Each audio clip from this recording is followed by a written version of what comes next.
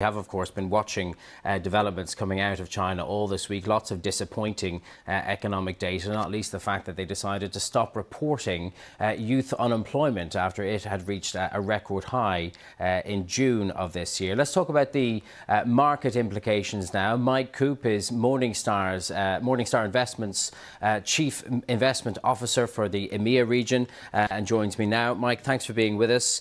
Morning, Jack. What's going through the minds of the people that you work alongside, that you work with, when they see this kind of slow-moving car crash happening in China? Yeah, as you were covering earlier this morning, it is something that's been going on for so long now that people might be thinking, is this still happening?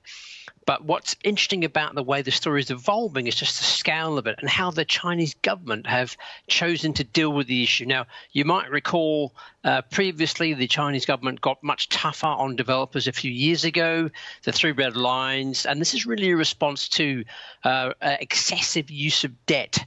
They then wanted to crack down on that, and of course we also saw the crackdown on the technology and education companies, but now the pendulum swing back the other way.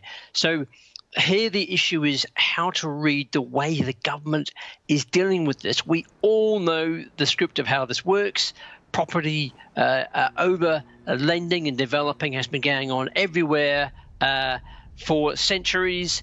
The issue really is how the government allows this to play out, whether it's a more American-style crunch or whether it's a more Japanese-style long play-out. And here we've got further evidence of a heavily intervened and longer, slower play-out. Yeah, I mean, talk us through what you see happening in the months and perhaps even years ahead. I mean, some of those measures you talked about already, limiting the ability of these developers to borrow. Some of it seems to have come quite late in the game.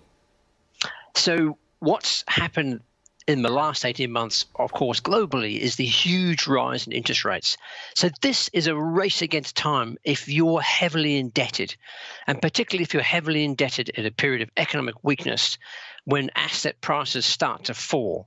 So this is, I think, one of the reasons why the government's attitude to dealing with the crisis has changed. The wider fallout, the knock-on implication to the financial sector, the economy in terms of asset prices and people's wealth means that it's imperative to prevent this escalating. And so a longer, slower workout, as I say, with possibly a more Japanese style rather than a US style treatment of this, suggests it'll go on for quite some time and there'll be heavy intervention all along the way. Okay, Mike Coupe from Morningstar Investment Management, thank you very much for that analysis. My pleasure.